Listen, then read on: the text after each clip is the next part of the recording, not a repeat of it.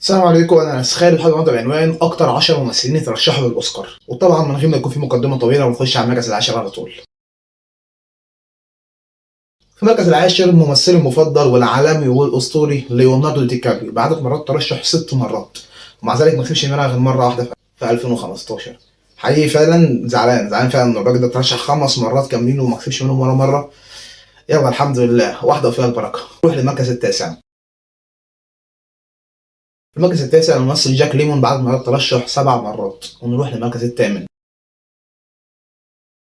وفي المركز الثامن الممثل داستين هوفمان بعدد مرات ترشح برضه 7 مرات. ونروح للمركز السابع. المركز السابع العالمي والأسطوري والمبهر مارلون براندو بعدد مرات ترشح 7 مرات.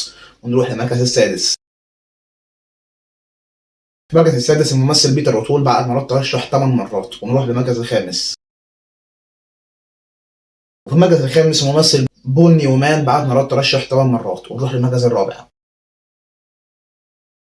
في المركز الرابع جاك نيكلسون بعد ما ترشح برضه 8 مرات. ونروح للمركز الثالث.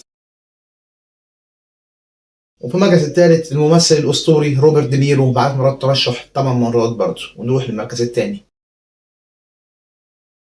وفي المركز الثاني ممثل سبيرت ريسي بعد مرات ترشح 9 مرات. ونروح للمركز الأول.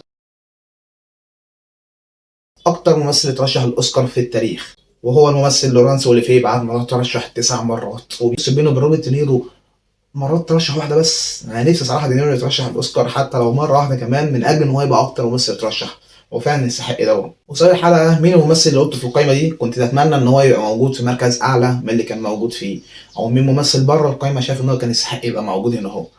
صراحة يعني انا اعتبر كده سألت سؤالين. سؤال مين هنا يستحق مرتبة اعلى، انا شايف ليوناردو دي كابريو. صراحة شايف انه فعلا كان يستحق مرتبة اكتر من العاشر. الممثل اللي نفسي كان يبقى موجود في القائمة وكنت المفروض متوقع كده وكان ده شيء طبيعي، الباتشينو، بس للأسف مش موجود في القائمة. وبس كده، اللعبة ده الحمد لله، الاشتراك وسلام.